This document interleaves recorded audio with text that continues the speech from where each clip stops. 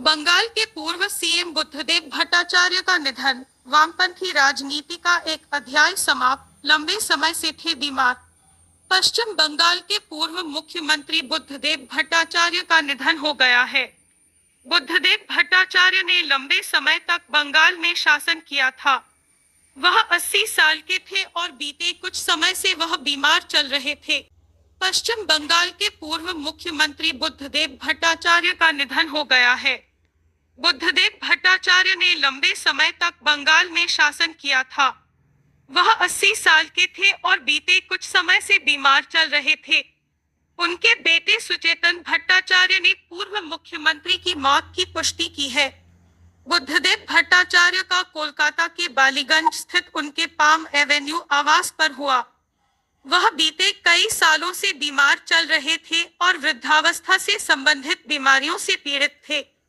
बीमारी के चलते ही कई सालों से वह सक्रिय राजनीति से दूर थे और वामपंथी दल सीपीएम के कार्यक्रमों में भी नजर नहीं आते थे।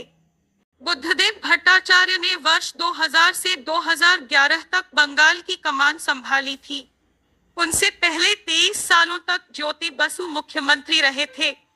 इस तरह कुल 34 सालों के वामपंथी शासन में बुद्धदेव भट्टाचार्य की भी अहम भूमिका थी। बुद्धदेव भट्टाचार्य को वामपंथी नेता होने के बाद भी कारोबार को लेकर उदारवादी नीतियां अपनाने के लिए जाना जाता है। आमतौर पर वामपंथी दल आर्थिक उदारीकरण के खिलाफ रहे हैं, लेकिन बुद्धदेव भट्टाचार्य ने औद्योगिकीकरण के प्रयास किए थे।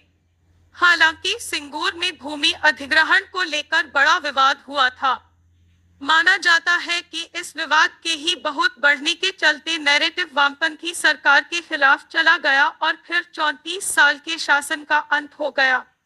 भारत के किसी भी राज्य में यह सबसे लंबे समय तक चलने वाली वामपंथी सरकार थी। 5 दशकों के अपने राजनीतिक करियर में बुद्धदेव भट्टाचार्य का वामपंथी दल में कद बहुत बड़ा था। उनका जन्म 1 मार्च 1944 को उत्तर कोलकाता के एक ब्राह्मण परिवार में हुआ था। उनके दादा कृष्णचंद्र स्मृति तीर्थ वर्तमान बांग्लादेश के मदारीपुर से आए थे। वह संस्कृत के बड़े विद्वान और लेखक थे। इसके अलावा वह पुजारी भी थे और उन्हें पुरोहित दर्पण कहा जाता था। हालांकि बुद्धदेव भट्टाचार्य के पिता ने पुजारी न बनने का फैसला लिया और अपना एक प्रकाशन समूह शुरू किया था। राजनीति में आने से पहले बुद्धदेव भट्टाचार्य एक अध्यापक थे।